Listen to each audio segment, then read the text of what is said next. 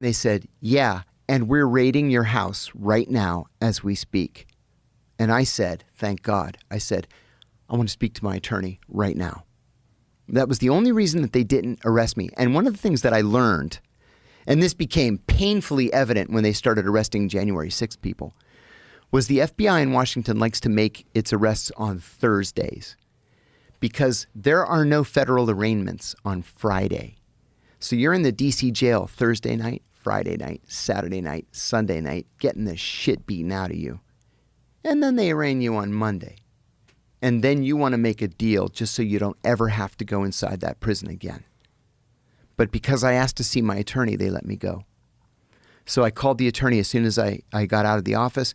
Actually, when I was walking out, one of them went over to, I didn't know it at the time, but it was Peter Strzok.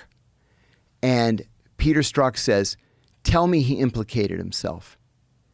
And the guy said, not really, no. We have to let him go. And so I grabbed my cell phone and I left, went to the attorney's office. They had already called my attorney and said they were charging me with espionage. I hadn't committed espionage. They knew I hadn't committed espionage. And in fact, since then, I'm fast forwarding a lot, 3 FBI agents have reached out to me. Well, 2 to my attorneys. 1 reached out to me directly to apologize, saying that this came from the top. They thought it was a BS case. They were sorry they were involved, but there was nothing they could do. One guy reached out to me through eBay, of all things, like to try to cover up the trail. He's like, listen, I've been losing sleep over this for the last 13 years. I just wanted to tell you how sorry I am. Blah, blah, blah. It's like, well, I hope you feel better.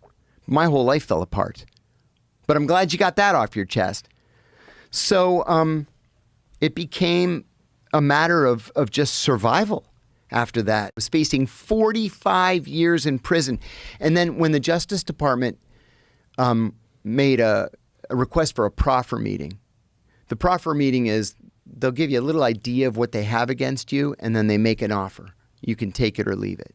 And they offered me 45 years. And I said, I'm not doing 45 minutes. I didn't do anything wrong.